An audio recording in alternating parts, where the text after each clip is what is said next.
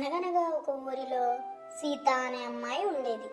ఆ అమ్మాయి రోజు ఆవు పాలు పితికి ఊరిలో అమ్మడానికి వెళ్ళేది.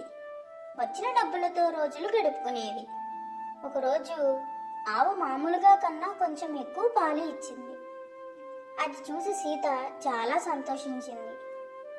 రోజు తీసుకెళ్లే బిందె కన్నా పెద్ద బిందెలో పాలు నింపుకొని తలపై పెట్టుకొని ఊరి వైపు బయలుదేరింది.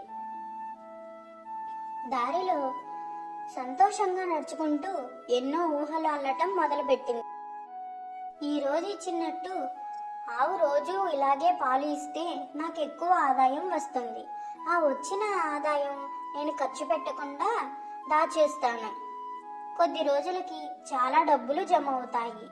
అప్పుడు ఇంకో ఆవును కొంటాను. అలా కొద్ది రోజుల్లోనే నా దగ్గర చాలా ఆవులు ఉంటాయి. అవి చూసుకోవడానికి పాలేరును పెడతాను.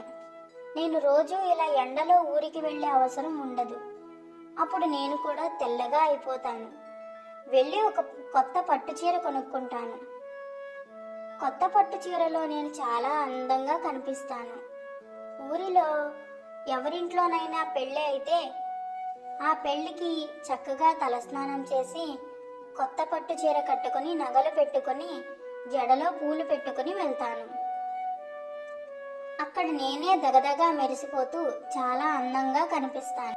అలా తనలో తాను అనుకుంటూ గట్టిగా తల అడ్డంగా ఊపింది. తల మీద రోజు మోసేదానికన్నా ఎక్కువ బరువు ఉందన్న విషయం మర్చిపోయింది. డబేలుమని బిందె తల నుంచి పడి ముక్కలైపోయింది. పాలన్నీ నేలపాలయ్యాయి. ఆ పాలు అమ్మాలేదు, ఎక్కువ డబ్బులు సంపాదించలేదు, ఆవులు కొనను లేదు, పాలేరని పెట్టలేదు, పట్టుచీర కొనలేదు. ఊహించినవన్నీ ఊహల్లోనే ఉండిపోయాయి. పగటి కలలు కనే బదులు చేస్తున్న పని శ్రద్ధగా చేస్తే బాగుండేదని బాధపడుతూ ఆ అమ్మాయి తిరిగి ఇంటికి వెళ్ళిపోయింది. కథలోని నీతి: అనుకుంటే కలలన్నీ అద్భుతమైనవి, కానీ కృషి మరియు ఏకాగ్రత లేకపోతే అవి కేవలం కలలుగానే మిగిలిపోతాయి. సీత కథ మనకు కష్టపడాలని, నిజ జీవితంలో స్థిరంగా ఉండాలని నేర్పిస్తుంది.